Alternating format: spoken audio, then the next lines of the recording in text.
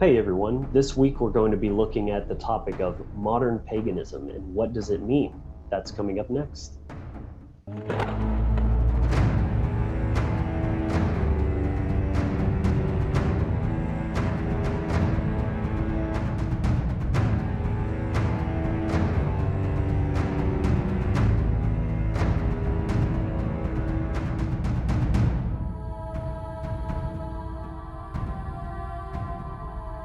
Welcome back, my friends, to another episode of the Wizard Factory video podcast, where you subscribe for weekly videos exploring deeper knowledge and understanding of the universe and yourself. My name is Logan Hart.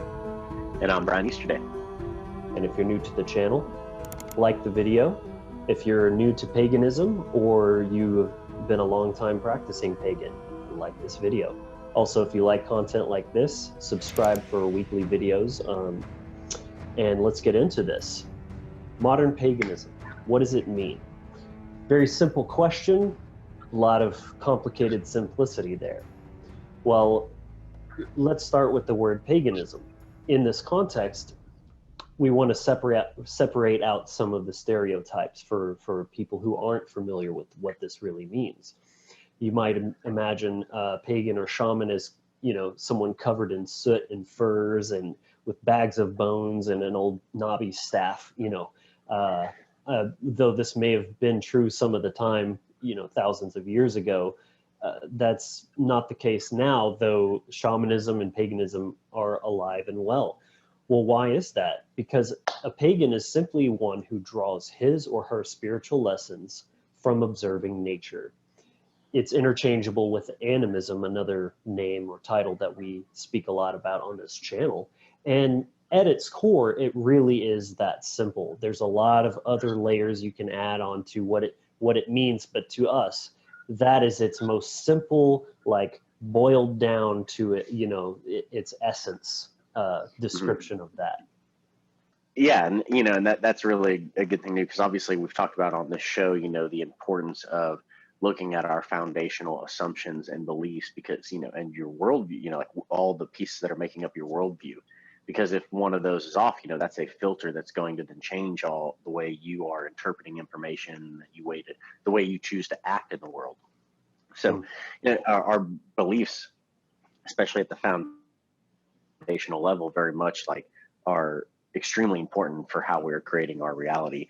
The reason we're using the term pagan is because that it's really just a simple term. A lot of people won't like that because it was originally kind of used by Christians as like a derogatory term. Simply kind of means country dweller, but personally, as someone who worships nature, that I don't have any problem with that. In fact, I'd much rather live in the country than any time. So I personally don't have a problem with the term pagan at all. Obviously, we use it a lot, but it's very much interchangeable to animist, and it's understanding that everything has an essence, a consciousness to it, and that by observing nature and realizing that we're part of it, we're not there to dominate it, that we can learn. We have a spiritual relationship with it, that's a very personal relationship, which is, an extremely important factor that we're going to talk about here. Right. And looking at why is this important? Obviously, we talk a lot about this, and so clearly it's very important, and that's because it begins as a mindset, which then will be projected outwards through action as a way of life or a lifestyle. And so the importance of the animist or pagan mindset, again, those are pretty interchangeable, is that it's the only proper mindset to be operating from. It's because it's the natural one.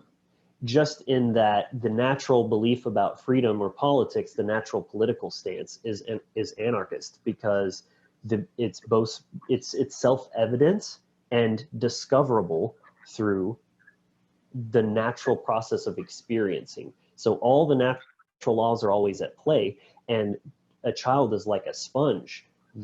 Children are very in tune with natural law because they just have to learn how to not hit their head on shit and how to feed food into their mouth. Like everything they do is like, okay, how am I operating within these laws to do what it is that I need to do just to literally survive?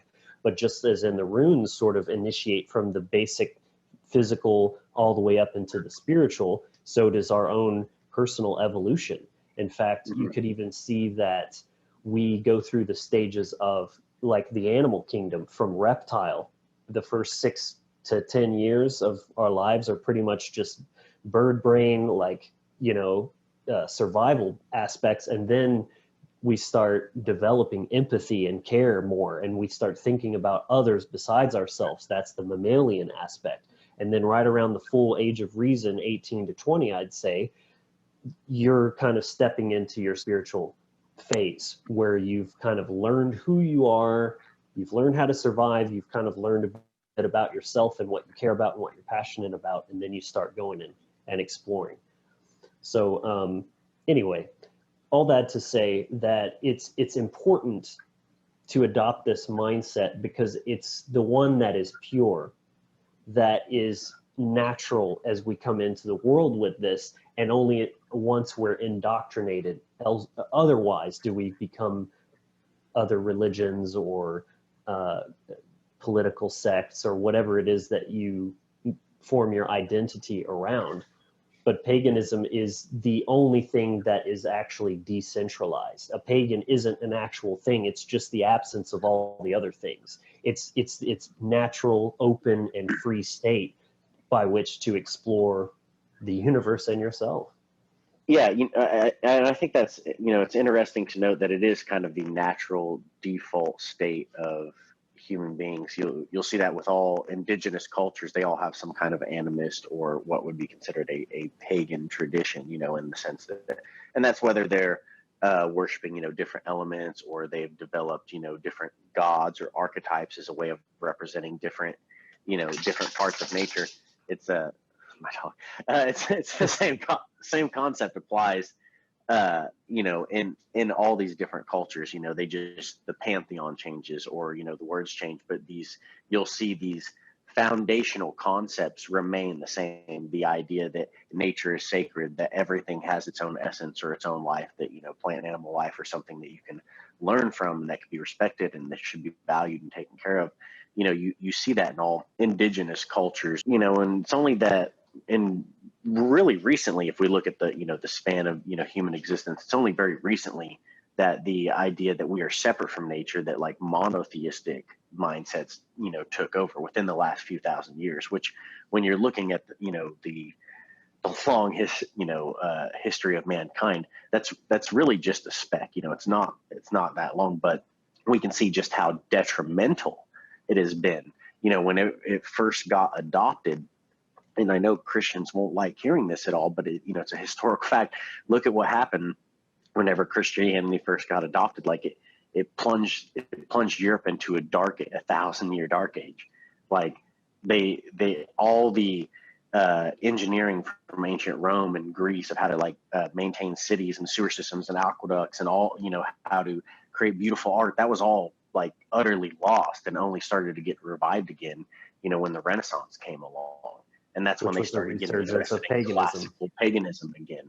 So, there's, I know a lot of people that, like Christians, or, they like to think Jesus was a good guy or something, but you have to look at you can say that this is what people meant, or this book is misinterpreted all you fucking want, but those are just ifs. Like, you have to look at what actually is. Even the Bible itself says that you shall know them by their fruits.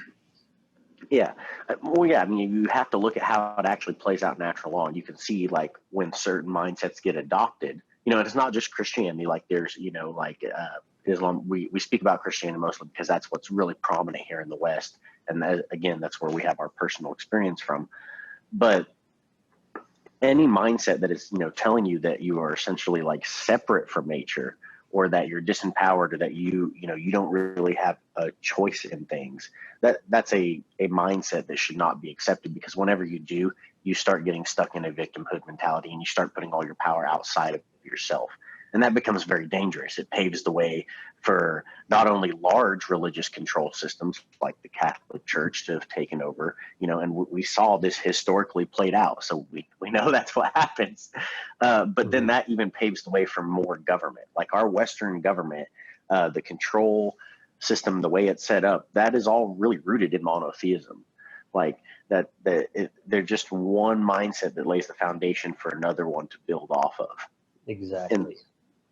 And therein, lies the importance of filtering out this monotheistic programming as a insidious system of tree roots in your mind that was installed there kind of without your true understanding, because of you weren't conscious or mature enough to have complete sovereignty over your own choices at that age. That's why they're so adamant about getting your kids into Sunday school at an early age and get, all of that, all the indoctrination system. They understand how the mind works, and what is learned first is learned best in psychology. And so as a modern pagan, you have to retroactively clear the slate and clean your palate and purify and open up your mind. And that means that you have to be thorough when you're weeding out these roots. That means that every belief that you hold could be a tree root that doesn't belong there. And you have to reconsider every single thing that you believe in, and where is this coming from? Is it a logical, deep understanding that holds this in place, or is it an emotional reaction that makes me cling to it? Very, very important. And this process is ever ongoing, because you never really have all the roots. Well, and especially because, if you were brought up like here in the West, or especially like in a place like anywhere in the Midwest, or, where the Bible Belt, is, and Or the Middle East. Very strong, Christian kind of very conservative beliefs there. So that indoctrination, it's not, even if your family isn't like Christian, so to speak, themselves, the society that you're brought up in is very much a Judeo-Christian society. So, this programming goes down to the unconscious level. Like if you're raised in the West, we all have it, and with monotheism's influence over the world, it has really, it's spread everywhere. So it's very important to take things down to these foundational assumptions. And you can see where this comes into play a lot if you go onto like some social media groups that are for like pagans or heathens, you'll see a lot of people, they'll come on there with questions, and they're, they have the right intentions and everything. They'll be asking questions like, so I was raised Christian and I'm new to paganism. Where do I start? And you'll see people recommending, read this book and read, all that. And, there's nothing wrong with that. But it kind of surprises me how little I see the answer. Like, go for a walk in nature, like go sit in nature. Like that was such a central part to the Germanic and Norse tradition that the church actually passed a law against going and sitting out. That if you were out in nature, sitting out and contemplating your inner world and everything, that was actually a sin that you had to go to not a regular priest to confess to, but to a bishop to get, because it was considered such a sin to do, to go sit out in nature and contemplate yourself. Like, so this the separation from nature, that was very much a goal of this monotheistic culture, because it separates you from everything around you. It makes you feel small and weak and powerless, which is exactly where they want you. So if you are new to paganism, one of the first places to start is to get out to nature. There is no book of how to be a pagan. There's no law. There's no right way or wrong way, so to speak, in the sense of, worshiping the wrong God, or even if you don't do that, I mean, there's nature spirits you can work with. You don't even have, like, there's so many ways you can do it, but as long as it's that foundational understanding, and this is the simplicity of it, that everything is sacred, that everything has its own consciousness, should be respected, and that you can learn from it. And the ways you can go about that's infinite. It's very complex. So one person could very much love venerating oak trees or something like that. Another person could really enjoy spending time like working with that water element by the river. Other people might really like working with different archetypes or gods, or spending time in ritual. Like there's so many ways it can be played out, but it really, at its essence, the simplest way is to start in nature. and again, reading and everything like that is obviously something we should, do as well. And there's good sources, but keep in mind that a lot of those texts or a lot of books that are put out there are written from a person where that author has a monotheistic worldview or filter, and then they're trying to interpret a pagan mindset. Whenever you do that, you're not going to be able to understand the allegory and the mythology, because they're two foundationally different mindsets. So if you really want to get the most out of the allegory and the beautiful mythology, especially in the Norse tradition, there's such beautiful mythology.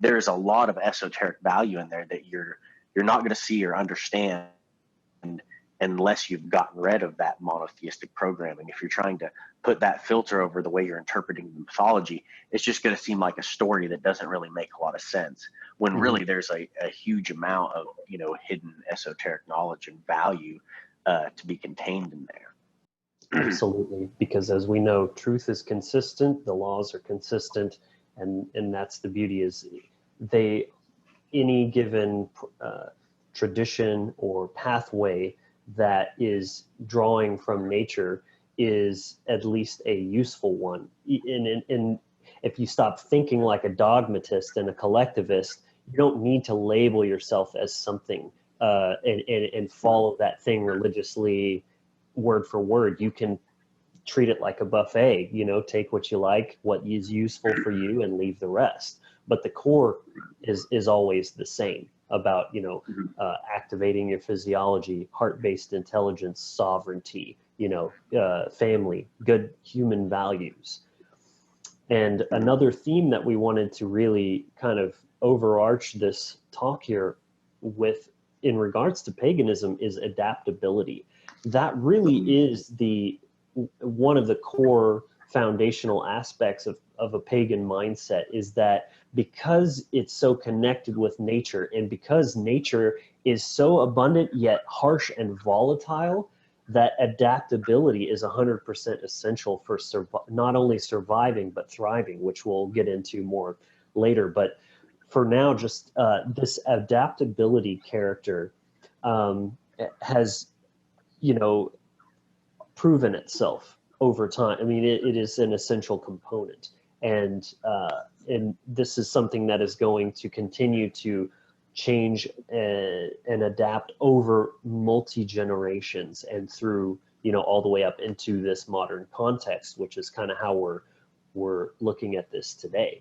Yeah, I want to kind of riff on that of why, why paganism is so adaptable. And it's really because it is that observance of nature, like Logan was hitting on. You can see that the seasons change. So imagine, even just like if you're living out in nature, even just with your clothing or the way you're gathering food, you have to be able to adapt like what kind of food you're looking for as the seasons change, because different things are available. You have to adapt like what you're wearing or what kind of shelter you need to build. I mean, there's so many things you can see it, that change is a constant thing in nature. It's observable. You can see it in everything. So being able to adapt to that change is essential for survival. And where animism and paganism really developed was out of our need for survival. And that need for survival made us as a species have to create a spiritual relationship with the world around us. It allowed us to start acting in a magical way with the world in our reality field. And that is a very important step, I think, in the development of our species. But again, at the base of it, it's really about your interaction with nature, so you can interact in harmony with natural law, instead of trying to fight it all the time, because that's not going to work out. You can try. You're welcome. Everybody's welcome to try, but it doesn't really work. So it very much is a survival and a very practical in its approach. It's about like what actually works. So if we saw, if you can see like our ancient ancestors, if they saw a different pantheon or a different god or something from another culture that they encountered, pagan cultures, they weren't trying to just wipe out the other one. They would incorporate those archetypes or those pantheons or those holidays into their own tradition. If there was like a blending of peoples, like the traditions would just get mixed together, and then the pantheon would evolve. You can really see this. A great example that we can see is like with the Vedic and then tradition, that which then developed to the Hindu tradition.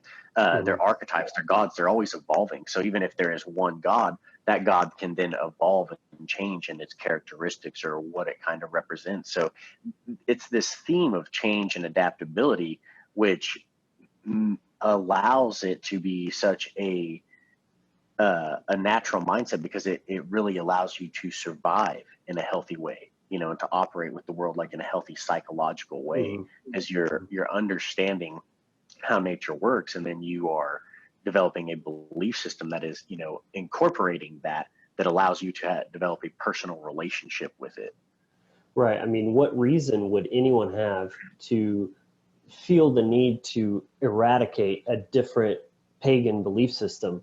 There's nothing in paganism that would ever cause that behavior, because if they're getting it from nature, like, where would that come from?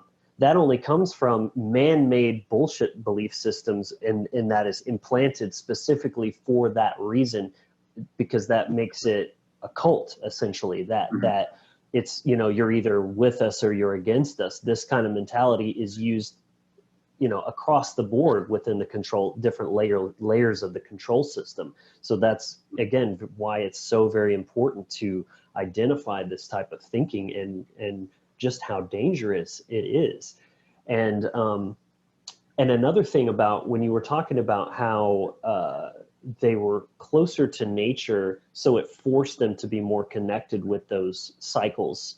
Because Mhm. if you think about it, technology can really be a two-edged sword, where it's amazing tools that allows us to do amazing things, but at the same time, it does kind of create this thicker insulation from nature, and in those ebbs and flows that you were talking about. So if you're not vigilant of that, and still valuing that relationship and mindful of that, then it's going to be lost. And I think Right. largely that's what happened, and therefore, just like you said, that magic is lost. Hmm. Yeah, that's why you saw, like, with pagan holidays, or anything that they're celebrating, the equinoxes or the solstices, like the changes in the seasons. It's that lets you know when to plant your crops, when to harvest your Mhm. crops. Like they're practical Mhm. beliefs that actually help you interact with nature in a better way.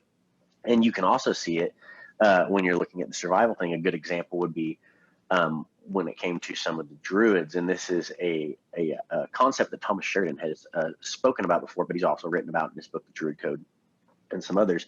Was that whenever Christianity was really taking over, that some of the Druid priest class, what they did was actually infiltrate the Catholic Church, and that's why you have kind of like these different kinds of Catholicism, and it was through a lot of these early bishops and everything that a lot of there is some evidence suggests that they were actually like druids, kind of hiding within the church. They were the ones that actually then wrote down a lot of the um, mythology and traditions and things. You look at a lot of that artwork, it very much is a very kind of Celtic, very kind of pagan design, but mixed in with Christian influence. So you could see that if you were like a priest class, and you were seeing that your religion and everything was being wiped out, one of the best things you could do would be to infiltrate the system that's taking it over, and try to get to the point, especially with the monotheistic system. If there's a hierarchy, getting somewhere in the hierarchy to where you're in control allows you to then filter in and keep some of those beliefs alive, or being, it's a tactical move. It's like being a consciousness insurgent, which we'll hit on in a minute. But Mhm. I think that's a very good example, and we can see how that could apply in our modern day, when we're looking at, there's a system that like really is trying its absolute best to try to lock everybody down and keep them under its thumb of control. And this is why paganism and animism is such a strong subject for us to talk about all the time, Mhm. or we feel so strongly about it, because it really is a solution to that. So we can take those same kind of lessons and learn from them. So because of this adaptability, you can see that a lot of pagans are very kind of eclectic in their approach.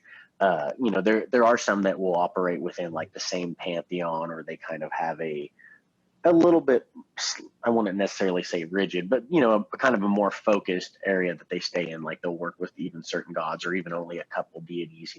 Again, it's a very individualistic practice.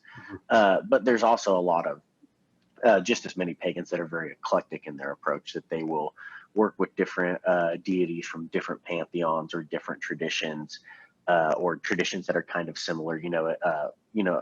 I'm very much that way in my practice, that I will not only work with like the Norse tradition, the pantheon, but I will work with like the Vedic pantheon and tradition. And I found a very strong connection between like a lot of the Vedic mythology, and things you can learn in Vedic astrology, as well as like with what was understood in the European traditions as well. So, that would be an example of that. But there's a lot of historical connection there as well, to what I understand. So that totally makes sense that those would hold true, as truth is consistent throughout the ages. Mm-hmm. And so the theme here under this context of modern paganism, adaptability, is practicing the old ways, but still continuing to evolve and advance them, creating entirely new deities or archetypes, rituals and practices, modalities and mediums. And because it's so malleable and fluid and free versus rigid and static like monotheism, that's the beauty of it. Is there is no, this is the only way and it'll always be the only way, where if you're following this, thousands of year old manuscript, for example, as nature is constantly changing and morphing, so should we, and our beliefs and our practices as well. So, really central in this idea would be shamanism. And again, there's a lot of different interpretations of what this word means. We actually just got into that in the previous episode about plant teachers. So without getting too much into that same material, a working definition that Brian and I worked out here for what shamanism is to us is a serious and reverent practice using various tools and rituals to heal oneself and to navigate and develop consciousness for their tribes, the world, whatever have you. Again, we got more into that last week, but do you want to add anything about that?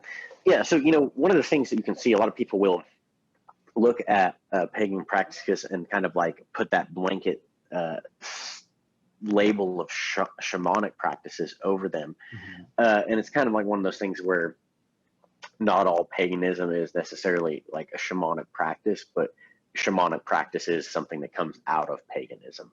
Mm-hmm. It's a practice that is seen in all indigenous cultures. This concept of, the healer that works with this realm and the spirit realm. They're kind of that in between. And it's something that, as we said, is a very serious practice. It takes a lot of time, dedication, years of study. It's not something that you just go to a quick retreat and you get certified and all of a sudden you're that way. Like I don't even use the term myself. It's something that is a lifelong practice, like where you're solely devoted to this practice and spending time in nature and really trying to get in touch with the practice much more as it kind of would have been practiced in traditionally, mm-hmm. And obviously there's still tribes around the world that have been practicing this with, an unbroken connection all the way back. Mm-hmm. But from the European perspective, it would be, definitely connecting with more of that older tradition. But that being said, you don't have to get into that or get that serious in order to be a pagan. Like I said, paganism is very practical. So it's very important to connect with the old traditions and learn from them, because there's a lot of wisdom to be had there. There's a lot of very beautiful mythology and stories and traditions and artwork. Like there's a lot of beauty to be seen in that. But you also have to recognize that you do live in the modern world, that we have beautiful tools like the internet that we can use to be able to have these kind of discussions where, in ancient Greece, they would have just had this discussion in the square, before Christianity outlawed that kind of thing, and made it Hmm. punishable by death. Now we can have these on the internet. As a pagan, if a tool comes along that works, that makes life easier, you incorporate that. So there are all sorts of different things that we can incorporate. We can kind of look at as a modern pagan that we can use, that we can look at. We can develop new archetypes. You can develop your own archetype that you're working with. That's where that kind of eclectic approach to it comes in. That it's Hmm. very individualistic. But what that creates is a type of people that can't be controlled. They can't be pinned down. They can't be figured out. The system that thinks the way it does is Hmm. never going to be able to understand that really pagan, that animist mindset, and they're not going to be able to pin down everybody. When you're stuck in a kind of monotheistic worldview, or any kind of groupthink mentality, whether it's like a Republican or a Democrat, it becomes very easy to control and sway you, Hmm. because you just have to know how that group will think, and then you do one action and the whole group is controlled. Whereas, like, if people are operating from an animist or a pagan mindset, and they're all operating as individuals, and like the only thing that they're really necessarily connected on is their foundational belief in that everything is sacred, that nature is sacred, and that people, like, everything has its right to freedom and sovereignty, and that's all they really need to be on the same page about. And beyond that, how their own individual practice plays out doesn't really matter, as long as they're not hurting anybody. It does not matter to a pagan how another person is practicing. So Hmm. when you have that many individuals, a system can't pin that down. They can't control it. They can Hmm. do something, and they're going to get thousands of different reactions to that. Like if they put out a news story, people can make, an example would be like with memes. This is a great way, pagans can use modern magic, is with memes. The system can put out something, a ridiculous story that's some fear porn, and you can have hundreds of different people that are all making different memes, but that are all mocking it, that they're all kind of tearing it down in their own little way. Yeah, that's why they're terrified of things like that, Hmm. because they can't control it. They can't figure it out, because there's too much chaos involved for them to be able to pin it down. The meme wars. Yeah. Right. And that's the exact same reason that Christianity had such a hard time obliterating, you know, taking out or reducing paganism at that time. Yeah, It's they the same failed still. reason that it's coming back and that they don't want it to, because it's the literal empowered mindset that is the antithesis to all of the gaslighting, which you must first accept for any of that shit to work. So yeah, Right. definitely 100% dead on. And plus, like you said, now with the internet, it's almost kind of like the same as any of the mystery schools. It's a decentralization that has never been seen before, at least in our own perception of history and all that. Could get into that, but just the thought that instead of having to be local to a tradition, like be brought up in it, because that's why they were traditions that were among the people, is because it was in the same way that other religions is what they were raised in. But these truths are self-evident. Belief is not required. Parents were being good parents and teaching wisdom to their kids, and as the kids grew up, they could see the beauty of nature and they could extrapolate those lessons for themselves. They don't need to keep just believing because their parents taught them that.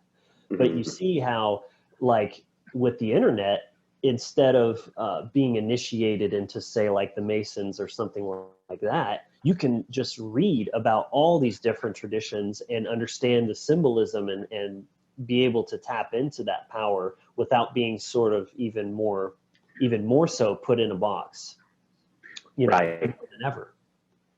Yeah, and that's really great about that kind of eclectic approach, is that you can be open to different understandings from different traditions. Now, that being said, that should be uh, always done with discernment, which is Mhm. something we really talked about, like with the coexist episodes that we did, a 2-part episode where we kind of got into the idea of questioning religious tolerance, or the idea that of omnism, where every religion or every belief should be respected, because they all have something valuable. that's really only a half truth, and we talked about that in those episodes. So this is where the filtering, the discernment to be able to filter out the monotheistic mindset and the programming away from the pagan programming. Because when you'll see a lot of people when they're first transitioning, they'll really be interested in paganism. They'll want to, but they're still kind of afraid that the Christian, like the Christian worldview might be true. They're still kind of afraid that like if they mess up, they might get punished, or so they'll still be kind of afraid to say anything bad about Jesus, or they'll still be like, oh, well, there's still some nice things in the Bible, or they'll cherry pick through the Bible, which if you're being, that's not really intellectual honesty. If you're saying like this is your religious book and this is what everything is based off of, but then you're only cherry picking little parts of it, you're not really being honest with yourself. There's it's like trying to keep your foot in, or like have a foot in each pond, so to speak. Like they're afraid to step all the way out of and let go of all the monotheistic programming, because if it is true, they don't want to get punished. They still want to be able to see like, oh, I still believed in Jesus, and that, he was an anarchist, and that, people just misunderstood him. Well, there's all this shame around it. That's and I experienced that very personally myself when I came to that age, that my soul wasn't growing anymore, and I felt that stagnation, and I just didn't have that fire that I used to be very gung-ho, went to Sunday school because that's just the type of person I am. But once it stopped stimulating me and evolving me, I started becoming disillusioned to it. And I was faced with that sort of crossroads of, not that I could ever, honestly, I don't feel that I could ever choose to just take the blue pill and go back to sleep just to go along, to get along. But it's a very uncomfortable process, starting to let go of all those beliefs that your parents taught you, and then still maintain relationships with these people. Like you're kind of afraid that it'll come up, and then you have to either pretend that you still believe, or you have to be honest and worry about upsetting them. I mean, it's a whole thing. And I mean, I get why people are afraid to completely let go and take that leap, but it really is holding you back so much and keeping you in a spiritual cul-de-sac. That's an excellent point, because that's one of the, if you go onto those like pagan forums that I was talking about earlier, that's one of the largest, or one of the questions I see most asked, I guess, would be the way to put it, is people will be like, well, my spouse or my family or something like that, they're very Christian, and they told me this about my beliefs and are saying I need to repent, or whatever it is. Essentially something to the fact of they're afraid their family and friends are going to reject them because of their beliefs. Like, if that right there doesn't tell you how poisoned their family and friends' beliefs are, that they'll reject a family member because they have a different belief, or you're telling them that they're literally going to be punished for eternity, or they're, your God's going to smite them, on Judgment Day or whenever the fuck he chooses. That's a very unhealthy mindset. Like it's a terrible way to fucking live. That is not a belief system that's based on love, and it's not based on nature either. That's not how fucking nature operates. It's the exact opposite. That's a psychopathic mindset. Right. When you really get down to looking at it. Yes. And then you also see people that they're just stepping into that questioning and maybe like reassessing, what am I, based on their beliefs or whatever it is, but they're still thinking 100% like a Christian, and they're just looking to repackage the old thing into the new thing, like, posting on those forums questions like, how do pagans pray or whatever, as if, because that's it's a sign of that disempowered mindset. Okay, you could think of prayer as just like positive intention and like using visualization or whatever, and there's validity to that. But if you're just sitting there thinking like that God is the all-powerful one and that your will doesn't matter, and so you're just kind of like asking for him to not give you too much hardship in life or whatever, you see how much of a disempowered mindset that is, that you're just kind of this helpless thing at the total mercy of the whims of the sky daddy. Right. They're just swiping out God for gods. And I think that's what's really important to understand with the animist or the pagan mindset, is not taking everything literally. like understanding that these are representations of different parts of our psyche or different aspects and things in nature that, you know, you're being able to put it into a form that's, you know, similar to the human form, so that you can understand it. You kind of give it a personality so that you can work with it. Now, I have no issue with obviously any pagan that, you know, does believe in the gods very literally, because, you know, it's both. It's not either or with paganism. It can be both. But I think a lot of people, if they're moving into paganism from Christianity, that first kind of step is just jumping right to the gods and then the very literal belief. So then they'll start praying to Thor. They'll start, you know, doing like, you know, you'll see them ask questions like, oh, can everybody send prayers and healing vibes to, you know, this person, or, you know, whatever. There's nobody stopping to ask like, well, did that person ask for it? Like, did they want all that psychic energy? You know, you can just see a lot of, if you go onto some of these forums, you can see a lot of this, you know, kind of Christian programming that's still coming through. So again, this discernment process, this filtration process is important, and it does take time. And it's something that, you know, people don't let go over today, because it's, especially when it comes to like the Christian worldview, letting go of that means like letting go of your fear that if you're wrong, you're going to be punished. And that's a really strong thing. Like that belief in hell and that punishment is like, especially if you're, you know, raised here in the West, or like the Bible did, well, that's something that's very heavily ingrained, you know, and has been central to, you know, the belief system for a long time, that you're going to be judged and punished. So for people to, and it's not just like a short sentence or anything, it's like eternity, you know. So like that's a really big decision. That's a huge fear for people to let go of, especially if it's in like the unconscious mind. It's something that has to be worked out, and the best way to do that is to use that logic and to keep questioning and asking, well, if it says this, how can that be true and this be true? And like find all those little points and find the areas where you can see that it definitely is not a sovereign belief, where that's something that actually disempowers you. And anything that's like that, let go of it, because it's disempowering you. And when you're coming at it from that perspective, it becomes a lot easier to filter all these things out. But it is a process, and it takes time for sure. But that leads me into the point of, when you do that and you really kind of get into the place where you can operate from that pagan or that animist worldview, you can step into that place of being a consciousness insurgent. You know, that there's, and that what I mean by that is really being able to subvert the system, you know. So like this would be speaking more to like the general kind of truth community and everything. If we see a lot of the approach in how people have been going about sharing the truth, you know, the truth with everybody, it's very much kind of Christian in its worldview or its approach. And, you know, a lot of truthers will get very dogmatic, and they'll end up, you know, isolating their family and friends and everybody in their life if they don't agree with them. And it's kind of very evangelical. There's this need to, there's this war between the dark occult Satanist and, you know, it's the same kind of Christian theme, this war between good and evil.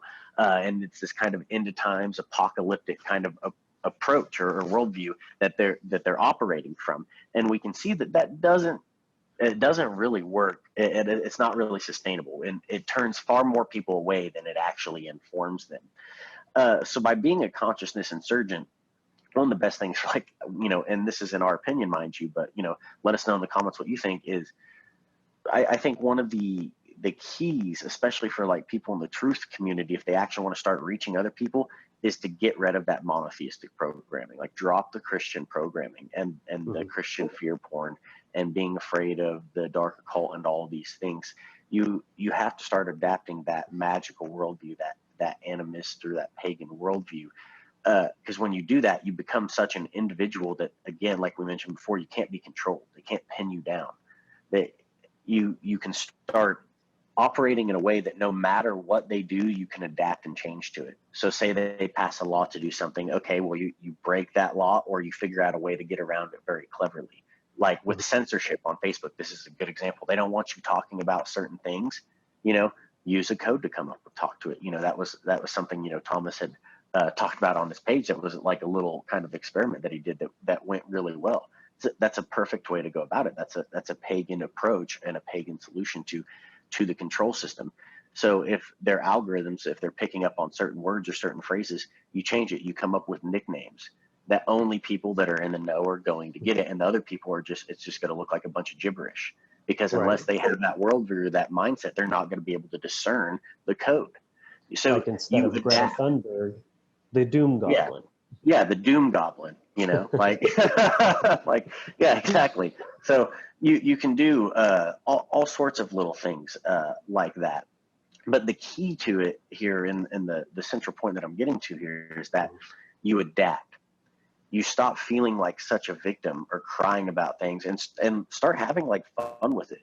Like, yeah, let them overplay their hand. Like you don't, you know, you don't really have to try to wake anybody up. Like at this point, like what they're doing is so blatantly obvious.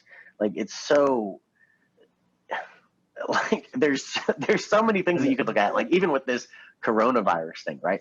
There's so many things that you can look at that their story's just unraveling. That they've overplayed their hand. Like every psychopath, every narcissistic person, they will always overplay their hand, and they'll keep doing it because their ego's so big that they think other people are stupid and they won't catch on to it. So you just keep letting them do that. Keep letting them make fools of themselves. Keep letting them show who they really fucking are. Like an example is this, kind of, you know, slightly off topic, but it ties in here.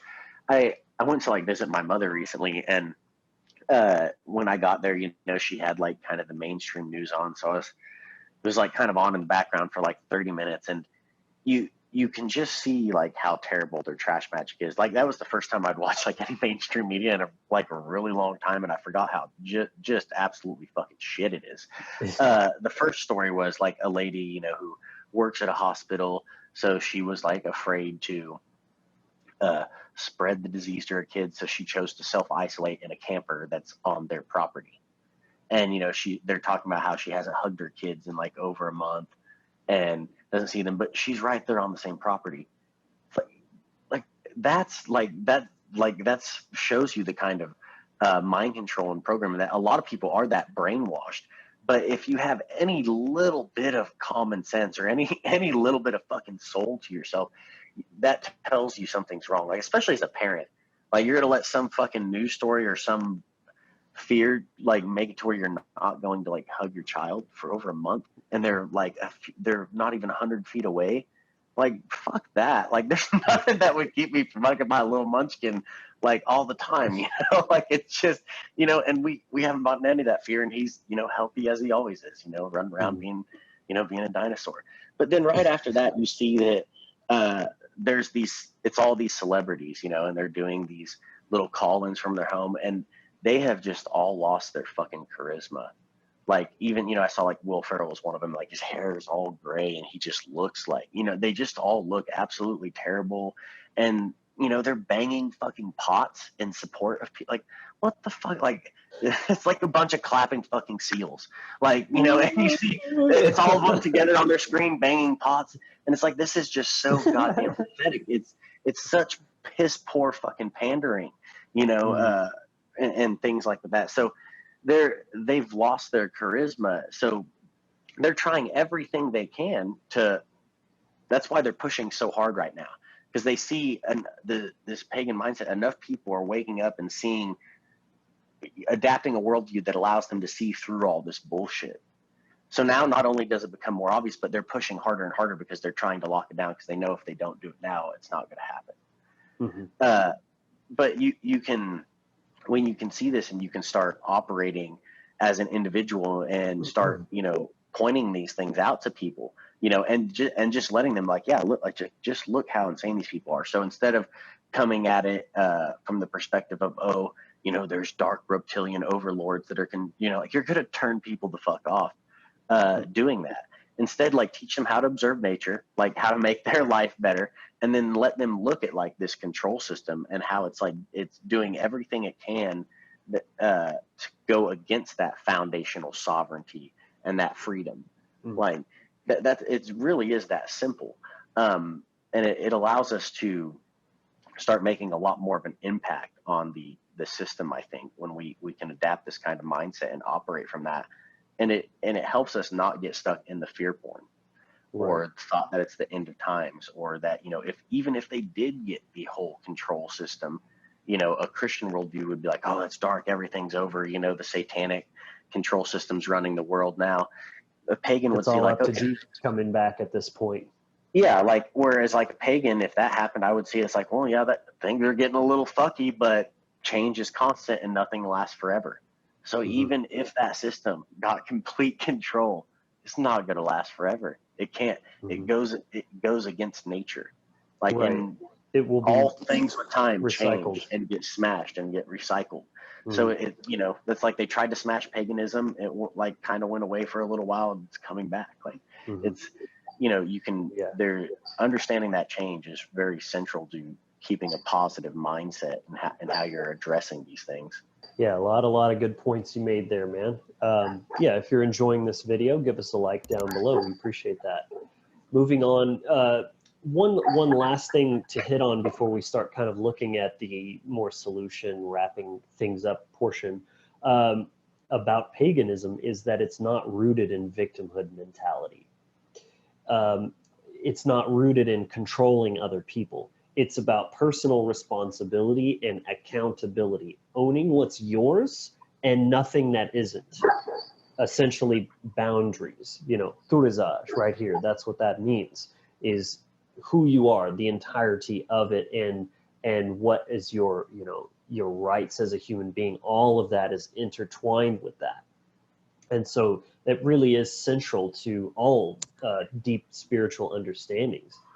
And so moving forward towards like really what are the things we can keep in mind moving forward as more people are becoming more aware of paganism and the mindset that is paganism, even if they don't know the word or they don't know that's what it is, because essentially words are just useful tools. They don't completely define a thing. So, and that's especially with a word like paganism, where it's hard to even quite define in a very definitive, rigid black and white way, unlike the counterparts out of the Middle East. So, yeah, starting with not fearing or ignoring the occult. You know, that was really such a major turning point in my own journey, and a catalyst for so many things was just understanding that the occult isn't evil. Just because it's being used for nefarious purposes against humankind doesn't make it inherently evil, and also that it's the only sound way to arm yourselves against that type of psychological warfare is to pick up that same weapon and not wage war, but defend yourself, empower yourself. That's what it's all about. We're not talking about jihad here. That's the whole point, is simply by standing firm in your own power. You don't have to go anywhere or fight anything. You let the battle come to you, because war has already been declared on you. It's going to come to you one way or another, but simply by, like I said, standing firm in your own power and ceasing to tolerate anything that's trying to take you off of your platform of sovereignty where you fucking belong. You need to cut that shit down immediately where it stands. Yeah, absolutely. And that, again, that's foundational belief. It comes down to free will and sovereignty. And any belief system, whether it's Christianity or anything else, that is telling you like you aren't sovereign, that there's, you know, something outside of yourself that's going to be judging you, that's a disempowering belief system, and it needs to cut the fuck out like a cancer.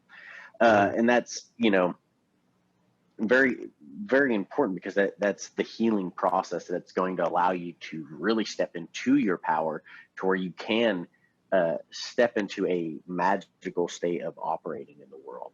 If you take that disempowered mindset and then start trying to practice magic, you know, magic's all about your will. Like that doesn't work from the Christian mindset when everything is Jehovah's will. It's a totally fucking different thing.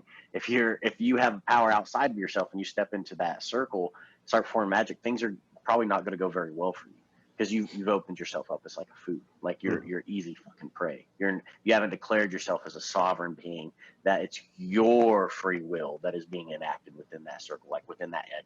It's your intention for what you're wanting to complete. You need to get really specific and set and strong in how you are operating that way. But when you can step into you actually using magic and using the knowledge of the occult to be a consciousness insurgent, that's how we really start to have effect. Like trying to share around fear porn videos, like that fucking Out of Shadows thing that we talked about in a previous episode.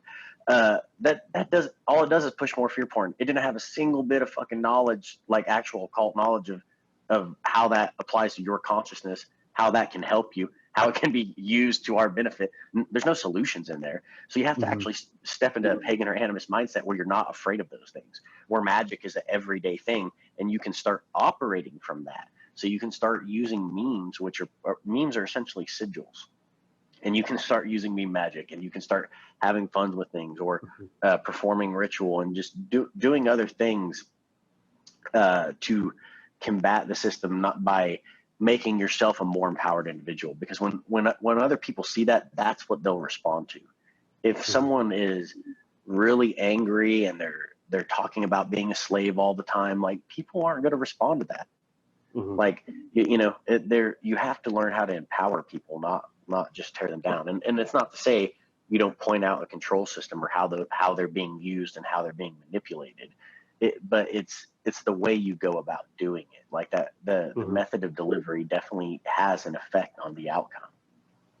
Right. And I would say telling a person that the occult is bad and you should stay away from it is essentially at this point like telling a person on the battlefield, don't pick that gun up and defend yourself, just keep doing what you're doing or whatever. And I wanted to say that the Out of Shadows, that thing that you mentioned, it did offer solutions, but it was all Christian crap, which leads you back to that cul-de-sac of just pray and Jesus take the wheel. It's complete, pacifism. So, so there's the occult aspect, which is a very large body of knowledge regarding the universe and yourself, the way your mind works. It's not all this Hollywood crap version of red robes and sacrifice and candles, and I mean it's more just about understanding yourself, relating to the universe, and bringing about the reality that you seek. That's only a bad thing if you're a bad person. That's the key to understanding this. People that are afraid of the occult are afraid of their own creative power, and that's just the fact of the matter. And then, like you were saying, Brian, tapping into that mean magic, I just love that in this context, because that's such a perfect example of a modern day pagan, someone who's tapping into their own magic of who they are and what they're capable of, but in a playful and fun way too. I mean, that it just perfectly encapsulates the spirit of what we're trying to get across here, of what we often refer to as bardic magic, the power of the bard, who part of his charm is that he seems so harmless and like the court jester, the clown, goofy clothes and usually sort of dainty and that sort of thing. Yet those words that he can wield have greater power, infinitely greater power than the sword, because it's getting at things from that causal root factor via the principle of mentalism and sparking new thought and emotion in the minds of the people, and that is so insanely powerful.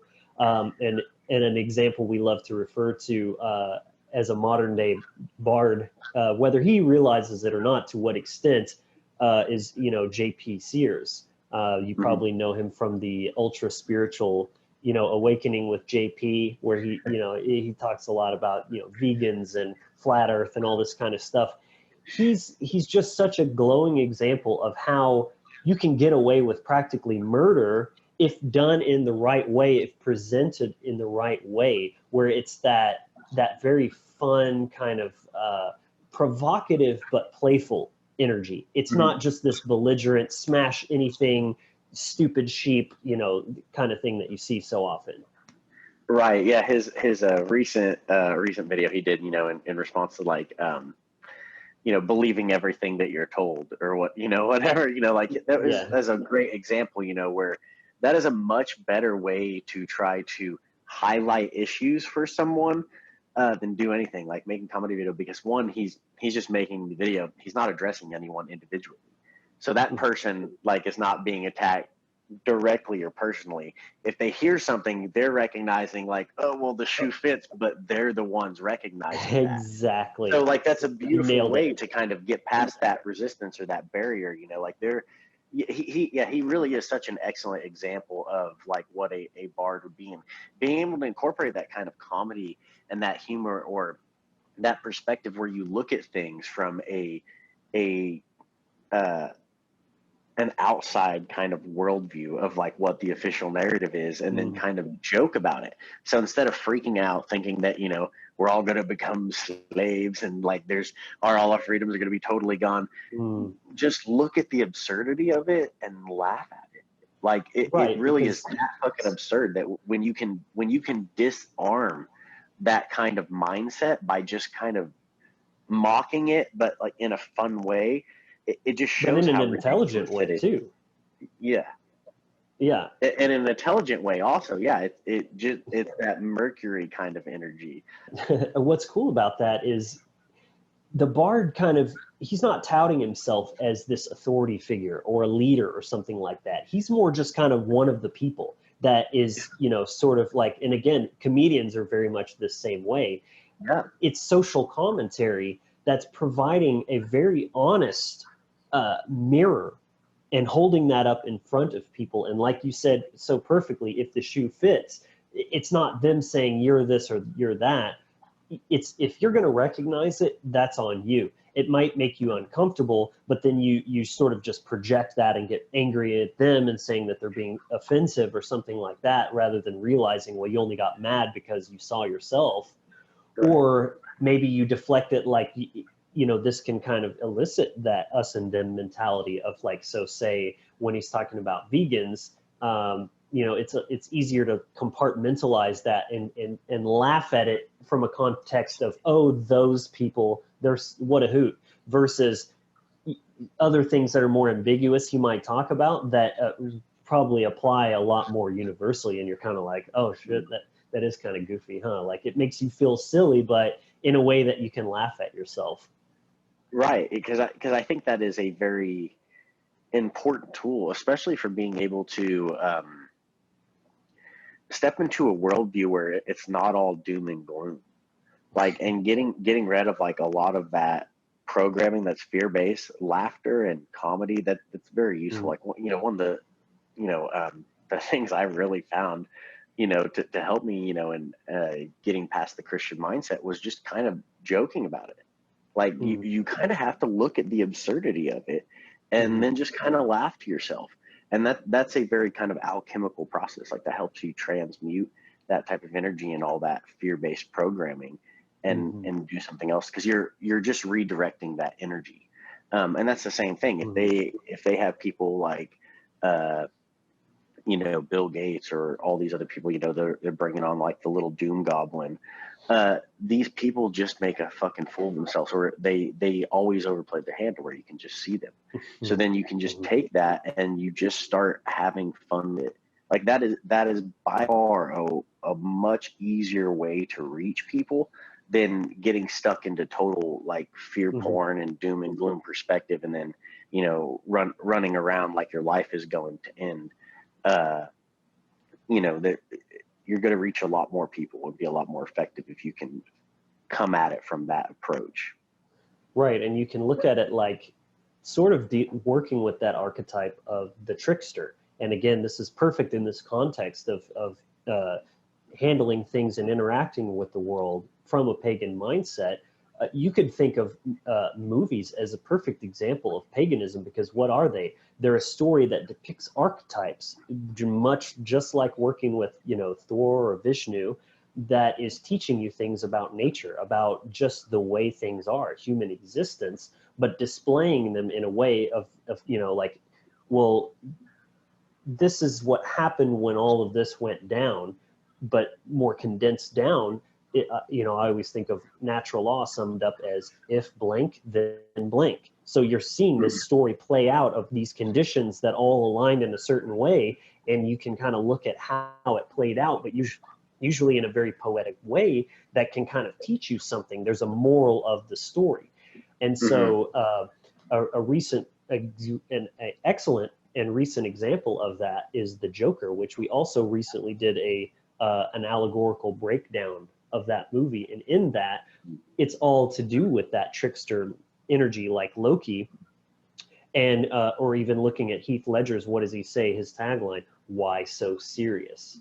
That is that mirror holding it up in front of your face and saying, like, look how like deranged we've become as a society. And he's sort of, the Joker is sort of figureheading that mental illness and personified it into a person, much like a deity that a pagan would be working with, and not working like, you can learn from a fool, right? So working with a deity like that doesn't mean you're worshiping chaos or anything like that. It means that you're interacting your consciousness with that concept and that idea, and using it to help you, live your life more wisely. And that trickster is all about the apophatic system. So it's actually teaching you what not to do, which is every bit, if not more useful, because you have that memory of the sting of what that happens, even if you're just watching it vicariously through a movie and you see the shit show all play out. Well, and with that trickster energy specifically, it's even in the teaching of how, especially when it comes to being like a consciousness insurgent, that's absolutely an archetype anyone could learn from. Learning how to cast the illusion or something. If you have a system that's trying to control you, for example, earlier I used the example of the Facebook censorship, and then you come up with a code to get around that. What did you do? Like, you just cast an illusion so they can't get you. If for example, police were trying to fuck with you and you weren't, say you're not telling them the truth or whatever, you come up with a story, you're casting an illusion, but that's keeping you safe. That's allowing you to get around that system. That trickster energy is very useful to learn from, as well as when it comes to learning how to create that chaos. That chaos is very effective. Memes are absolutely a form of chaos magic. Anyone that's like using memes, like you're using a form of chaos magic, whether you realize it or not. So by being able to put things out there that can like shake up and destroy the system, like, 'cause the system wants to solidify itself. That's what it's trying to do. It's trying to come in and solidify itself and sit there forever and become stagnant. And it's everything everything against nature. If you can learn how to use little bits of chaos, they're like little bombs that you're setting off that are having ripple effects on the reality field. So every time they're trying to lock it down, you're doing something to shake it back up. Like, it never allows it to solidify. And right now, reality is very, very malleable. So it's so important for us to be able to step into this kind of pagan or this kind of actual practicing magic perspective and worldview, because we have such a wonderful opportunity here.